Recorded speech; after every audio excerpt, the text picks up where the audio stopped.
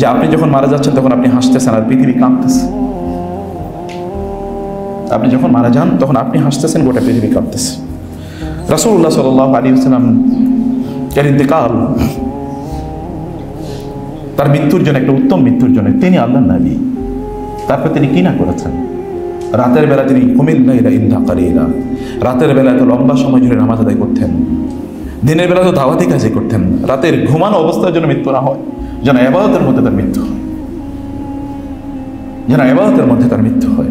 এ কারণে রাতের অধিকাংশ সময় তিনি সালাত আদায় করতেন এবং তার সাহাবীরাও তাই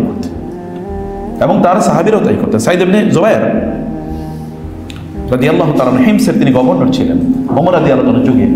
ওমর রাদিয়াল্লাহু তাআলা গভর্নরদের সবসময় খবর নিতেন এবং তিনি ওইখানে গেলেন হিমসে, ইরাকের একটা প্রভিন্স।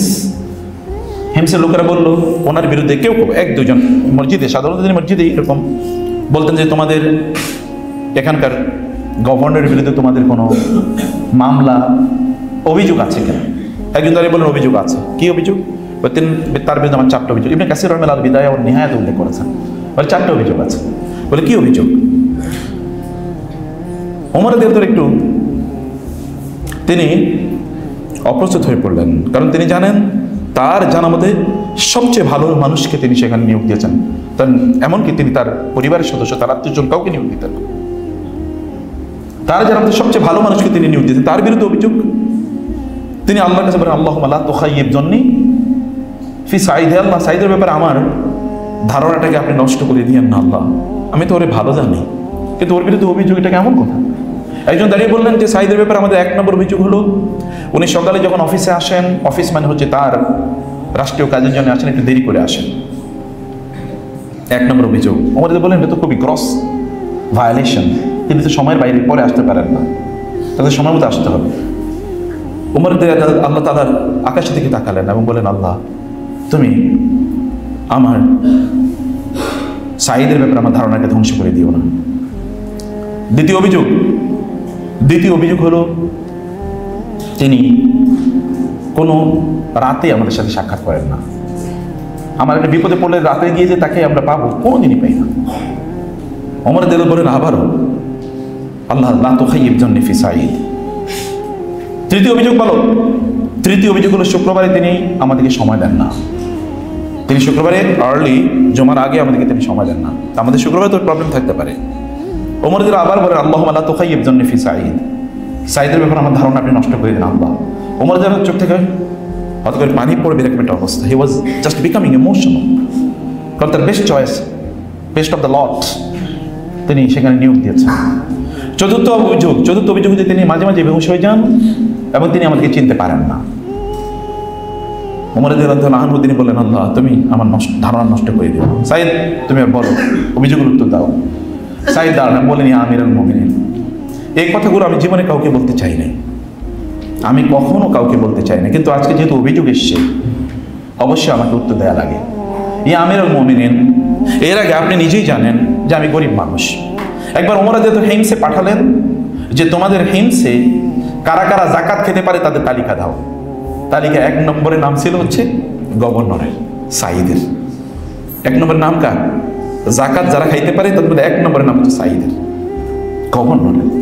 আর আপনার এলাকার মেম্বারের টাকা পয়সা তো কত হাজার কোটি টাকা কে জানে, কত হাজার কোটি টাকা। কিছু সময় আমরা শুনেছি যে কোনো একটা এলাকার কোনো একটা মানে ছাত্র সংগঠনের একজন এলাকার মানে সেটা জেলা অথবা থানার, তার কাছে নাকি 2000 না 5000 কোটি টাকা পাওয়া গেছে। এবং আমাদের এলাকায় একটা ইউনিয়নের একজন চেয়ারম্যান, সে মানে 10 না 12,000 কোটি টাকার মালিক ছিল। বুঝতে পেরেছেন? বলছে সাঈদ গভর্নর, প্রভিন্সিয়াল মিনিস্টার, মানে স্টেট মিনিস্টার হচ্ছে 1 নম্বরে তিনি জাকাত খাওয়ার যোগ্য। আপনি জানেন আমি গরিব মানুষ এবং এই কারণে আমি তো কাজের লোক বাসায় রাখতে পারি না, আবার আমার স্ত্রী অসুস্থ, আমি তার চিকিৎসা করবো এটুকু করতে পারি না, অত ভালো চিকিৎসা করতে পারি না। ফলে আমি বাসা থেকে যখন সকালে বের হই তখন আমি আমার বাসার কাজগুলো রান্নাবান্না করে ওনার জন্য সব কিছু প্রিপেয়ার করে তারপরে আসি। এই কারণে একটু আমার আসতে দেরি হয়ে যায়। আমি তো মাযুর, আমার করণীয় কি? ওমর রাদিয়াল্লাহু বলেন আলহামদুলিল্লাহ আল্লাহ, আমি কিন্তু সাঈদের ব্যাপারে আমার ধারণা যেন নষ্ট না হয়ে যায়। আচ্ছা দ্বিতীয় প্রশ্নের উত্তর দাও। বলি আমিরুল মুমিনিন, সারাদিন আমি এদেরকে সময় দিই, রাতটুকু কি আমি আমার নিজের জন্য রাখবো না? আমি তো সারাদিন তাদেরকে সময় দিই, রাতটুকু আমি আমার নিজের জন্য রাখি এবং আমি এটা আমার রবের সাথে কাটাই। আমি রাতটা আল্লাহর সাথে কাটাই, আমি তাদেরকে দিতে পারি না। ওমর রাদিয়াল্লাহু তাআলা আনহু ইমোশনাল হয়ে পড়লেন। তিনি বলেন, আল্লাহুম্মা লা তুখাইয়িবনি ফি সাঈদ। সাঈদ দ্বিতীয় প্রশ্নের উত্তর দাও। বলি, আমিরুল মুমিনিন, আমি গরিব মানুষ, যেহেতু আমার জামাতও বেশি নাই, জুমাবারে আমি একদিনে আমার জামা ধুই, ওরে জুমাবারেই ধুই, তো আমি আরেকটা জামা পাবো ওই যে আমি তাদেরকে সাক্ষাৎ দেবো? আমার ওয়াইফের জামাটাও আমি ধুয়ে দিই, জামা কাপড় ধুয়ে দিই, আমারটাও ধুয়ে দিই, এবং আমি এতটুকু পর্যন্ত যখন জামা শুকায় তখন আমি নামাজ পড়তে আসি ওইটা নিয়ে, আমার তো আর কিছু করণীয় নেই। বলে, আচ্ছা ঠিক আছে। এবং চতুর্থ বলি, আমিরুল মুমিনিন, এ কথা কাউকে বলতে নাই।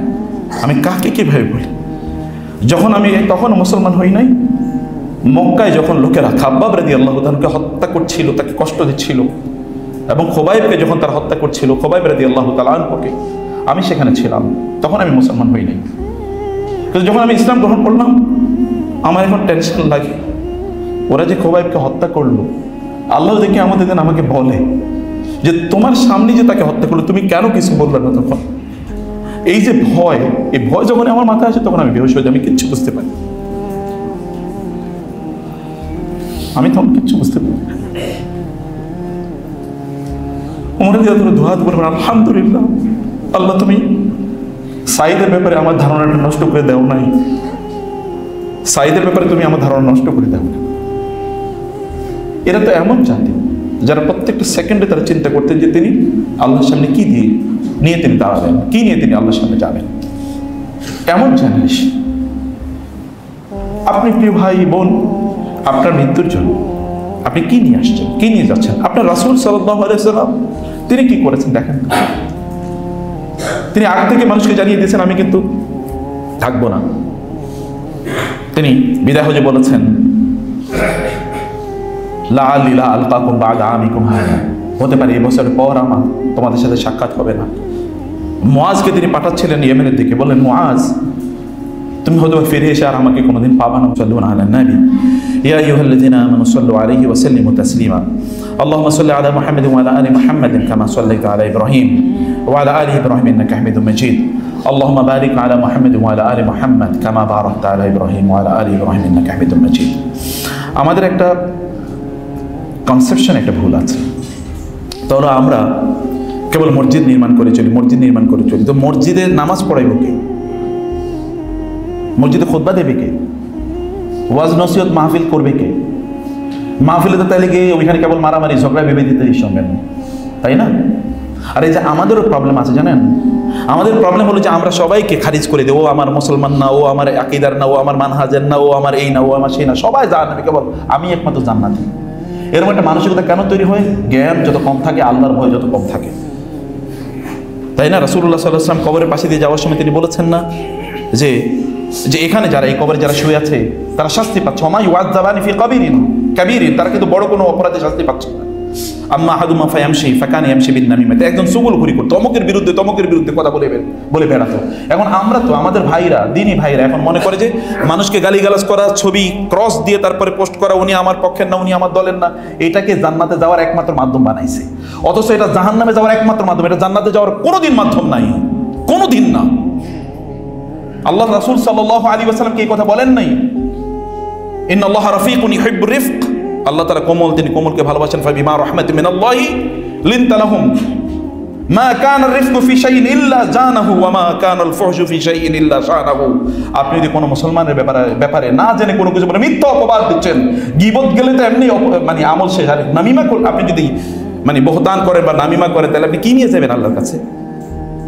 মানুষ নিজকে অতই পরিশুদ্ধ মনে করে, এটা শয়তানের একটা প্রবঞ্চনা, প্রতারণা, এগুলোর মধ্যে ঢুকে যায় না। এই জন্য আপনাকে মুত্তাকি, দিনদার, নলেজেবল, ডিপ নলেজেবল, মানুষকে হার্ট করে না, মানুষকে আঘাত করে না, মানুষকে দিনের প্রতি দাওয়াত দেয়। আপনি মানুষকে দূরে সরিয়ে দিচ্ছেন, আল্লাহ রাসূলকে দূরে সরিয়েছেন না, তিনি ডেকেছেন। তার কাছে আসলে মানুষ তাকে আগের চেয়ে কম ভালোবাসতো না বেশি ভালোবাসতো? বেশি ভালোবাসতো। আর আমাদের কাছে আসার পরে দুর্গন্ধ ছড়ায়। কেমন চরিত্র আমাদের! নেকড়ে বাঘের মতো চরিত্র। এই চরিত্র দিয়ে আপনি কোথায় যেতে চান? দাওয়াত হবে না, অন্য কিছু হতে পারে। জান্নাতের দাওয়াত হবে না, অন্য কিছু হতে পারে। এখন তাহলে এই জাতীয় আলেম বানানোর জন্য আপনাকে প্রতিষ্ঠান করতে হবে। আপনি মাদ্রাসা মসজিদ বানায় করবেন কি? এত আপনাকে করতে হবে মাদ্রাসা, আপনাদেরকে করতে হবে মাদ্রাসা। মাদ্রাসা বানাইতে হবে, মসজিদে আসবে মুসল্লিরা, নামাজ পড়বে। নামাজ পড়াইব কে? আল্লাহ রাসূল সাল্লাল্লাহু আলাইহি ওয়াসাল্লাম কয়টা মসজিদ বানাইছেন বুঝেননি আপনারা? কারণ হচ্ছে দিন এর জ্ঞানই তো সমস্যা। আল্লাহ রাসূল সাল্লাল্লাহু আলাইহি ওয়াসাল্লাম কয়টা মসজিদ বানাইছেন? মসজিদ নববী, মসজিদে কোবা, মসজিদে কিবলাতাইন, আপনি দেখেন কয়টা খুঁজে পান তো, আপনি দেখেন তো। মসজিদ তারপরে হয়েছে, কিন্তু এই মসজিদে নববী থেকেই এই গোটা পৃথিবীকে নিয়ন্ত্রণ করতে পারে এরকম লক্ষাধিক সাহাবী আল্লাহ রাসূল তৈরি করেছেন সাল্লাল্লাহু আলাইহি ওয়াসাল্লাম, যাদের জন্য রাদিয়াল্লাহু বলা আপনার জন্য বাধ্যতামূলক। দেখেছেন? তাহলে তৈরি করতে হয় কি? প্রতিষ্ঠান তৈরি করতে, যেখানে মানুষ তৈরি হবে। এখন প্রতিষ্ঠান তৈরি কিছু আপনারা যাবেন না। আপনাকে যদি বলে একটা মসজিদ বানাবো তাহলে আপনি টাকা দেবেন, কিন্তু যদি মাদ্রাসা বানাবো তাহলে টাকা দেবেন না। আপনি বুঝেনি না, তাহলে প্রায়োরিটি বুঝি না আমরা, ফোকাস বুঝি না, অ্যাটেনশন নেই আমাদের, থট ইজ নট ক্লিয়ার। এই যে মাদ্রাসা আছে, এত চমৎকার মাদ্রাসা, এই যে বাচ্চাদেরকে আমি দেখলাম কি অসাধারণ মাশাআল্লাহ, এখান থেকে কত বড় বড় আলেম তৈরি হতে পারে। তাহলে এই জায়গায় আপনাদের ইনভেস্টমেন্ট লাগবে, টাকা নিয়ে যেতে পারবেন না। যেগুলো রেখে যেতেছেন এগুলোই আপনাকে ধ্বংস করে ফেলবে। এরপরে পোলাপাইন জুয়া খেলবে, মদ খাবে, কিচ্ছু হবে না। আর আপনি ভালো কাজ করেন, দিনী কাজ করেন, আপনার সন্তানের রিজিকের দায়িত্ব কার? আপনার নাকি আল্লাহর? আল্লাহর। উনি রিজিক দেবেন না তো উনি বানাইছেন নাকি? রিজিক ছাড়া বানাইছেন? ওমা মিন দাব্বাতিন ফিল আরদি ইল্লা আলাল্লাহি রিজকুহা। আল্লাহ সুবহানাহু ওয়া তাআলা তো রিজিক দেবেন। এই জন্য মাদ্রাসায় ইনভেস্ট করেন। এই মাদ্রাসায় আমি এসে শুনলাম এখন এখানে প্রায় 48 লাখ টাকা, এখানে 48 প্রায় 49 লাখ টাকা এখন এখানে ঋণ। অবাক লাগে। মুসলমানদের মসজিদ আপনি দেখেন, ইহুদি খ্রিস্টানদের স্কুল কলেজ ইউনিভার্সিটি দেখেন কি পরিস্থিতি আছে। আর আমাদের মাদ্রাসাগুলো কি? এগুলো একেবারে ফকিরি হালতে চলে। অথচ আমাদের মুসলমানদের টাকার অভাব নাই। এক ইমাম সাহেবের জন্য বলছে একটা শুভ সংবাদ আছে, কি? এবং একটা দুঃখের সংবাদ আছে, কি? বলে শুভ সংবাদ হলো আমাদের এই মসজিদটা বা আমাদের মাদ্রাসা তৈরি করার জন্য যত টাকা লাগবে সব টাকা আছে আমাদের, কিন্তু দুঃখের সংবাদ হলো সবগুলো টাকা আপনাদের পকেটে, এখন আমাদের কাছে আসেনি। সব এখন আপনাদের পকেটে, এখান থেকে বাইরে হলে সব হয়। তো মাদ্রাসা বানানোর টাকাটা দেন না কেন? একটু দেন। আল্লাহ তাআলা কি কথা বলেন নাই, তুমি যদি এক দাও আমি তোমাকে 700 গুণ দেবো? এটা কে বলছে? এটা কে বলেছে? আল্লাহ তাআলা বলছে। আল্লাহ বলেছেন এই কথা, আর শয়তান বলছে দিলে তোমার কমবে। আপনি শয়তানেরই অনুসরণ করলেন যে দিলে কমে যাবে, আর আল্লাহর কথা আপনি মানলেন না। আল্লাহ সুবহানাহু ওয়া তাআলা এই মসজিদে, এই মাদ্রাসা যে ঋণ আছে, যে জায়গায় কিনেছে পাশে, এটা এক্সপানশন দরকার, বড় করতে হবে। বড় আলেম যদি রাখেন, আর বড় আলেমদের পয়সা দেওয়া লাগবে না নাকি? আলেমদের সংসার আছে নাকি? অনেকে বলে আপনারা পয়সা দিয়ে করেন কি? আমি বলি হ্যাঁ, কথা ঠিক, সব পয়সার মালিক আপনার হন, আমরা ভিক্ষা করে তারপর রাস্তায় চলি। এটা বলে যে আপনারা পয়সা দিয়ে করবেন কি? তো আপনি কেন দিনদারি শিখলেন? আপনি কেন আপনি এসে দিনই কাজটা করেন। আপনি সব দুনিয়ার সব ভোগ করবেন আর বলবেন ওনার দিন, উনি এত টাকা দিয়ে করবেন কি? উনি টাকা দিয়ে করবেন কি? আলেমদের থাকলে কোনোদিন, একজন আলেমের টাকা থাকলে ওটা দিয়ে তিনি মাদ্রাসা করেন, মসজিদ করেন। উনি আপনার মতো অট্টালিকা বানান না, গাড়ি 3টা 4টা 5টা, এটা কোনোদিন করেন না। আমি দিনদার আলেমদেরকে কোথাও দেখি নাই। বুঝতে পেরেছেন? অতএব আলেম তৈরির জন্য আপনাদেরকে প্রতিষ্ঠানগুলোতে পয়সা দেওয়া লাগবে। দেবেন তো নাকি? সুবহানাল্লাহ। অনেকে চিন্তা করে মসজিদে বলবো দিমু, আমি তো আসলে দিব না, এখানে মুখ দিয়ে কত বাইর করে না। আবার কেউ কেউ তো মসজিদে আসার আগে মুখে সুপারগুলো লাগে আনি আসে, যে আমি মুখ খুলবো না, যত হোক মুখ খুলবো না, তাই না?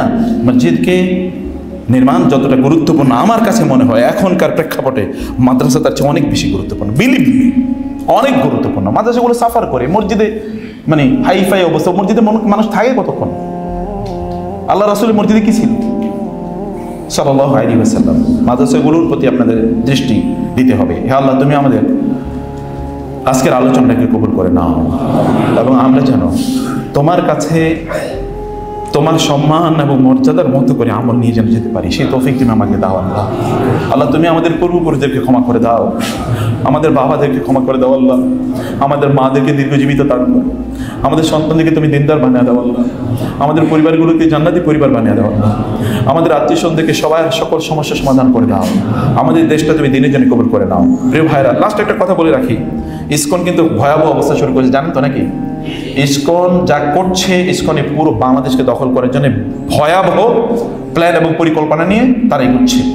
তারা এই পুরো বাংলাদেশকে দখল করতে চায়। তারা এটা একটা নীল নকশার অংশ, এবং কি কারণে আমরা জানি না, কেউ এদের বিরুদ্ধে কথা বলে না। এতটা প্রভাবশালী, এতটা শক্তিশালী। ওরা এই গোটা বাংলাদেশকে একটা হিন্দুত্ববাদী, ওদের একটা বড় একটা গ্রেটার ওদের ম্যাপ আছে যে কিভাবে ওরা হিন্দুত্ববাদী দিয়ে গোটা বাংলাদেশ সহ এই বাংলাদেশ, ওই পাকিস্তান, ওইদিকে শ্রীলঙ্কা, ওইদিকে নেপাল এবং ওই ওয়েস্ট ইন্ডিজ পর্যন্ত গোটা অঞ্চল কিনে ওদের একটা রাম রাজ্য প্রতিষ্ঠা করবে। এটা একটা পরিকল্পনা আছে। এই পরিকল্পনার অংশ হিসেবে ওই যে ওরা বিভিন্ন মসজিদগুলো এখন ভাঙছে, দেখেন না? অতএব এটা একটা ভয়াবহ সন্ত্রাসী সংগঠন। এই সন্ত্রাসী সংগঠনের বিরুদ্ধে আপনাদেরকে কথা বলতে হবে, আপনাকে বুঝতে হবে, জানতে হবে। আপনি যদি নাই জানেন তাহলে আপনি করবেন কি? এবং এই জায়গায় যত ধরনের এই জায়গায় যত ধরনের কাজ হবে, সকল কাজে আপনাদের সাপোর্ট লাগবে। বুঝেন নাই? সকল কাজে কি লাগবে? সাপোর্ট লাগবে। আর নারী দিন নিয়ে বাঁচতে পারবেন না, বাঁচতে পারবেন না দিন নিয়ে। আপনাদেরকে অবশ্যই সাপোর্ট করতে হবে, সেটা যেই কোনো সাপোর্ট। তার পক্ষে কথা বলা, তার পক্ষে একটা ফেসবুকে পোস্ট দেওয়া, ফর এক্সাম্পল রাষ্ট্রকে বাধ্য করা, বিভিন্ন জায়গায় প্রসেশনে অংশগ্রহণ করা, প্লে কার্ড প্রদর্শন করা, দাবি তোলা, এই সকল কাজগুলো আপনাদেরকে করতে হবে যদি দিনকে বাঁচিয়ে রাখতে চান। আল্লাহ সুবহানাহু ওয়া তাআলা আমাদের সবাইকে দিনের উপর দায়েম এবং কায়েম থাকার তৌফিক দান করুন। আল্লাহুম্মা আমিন।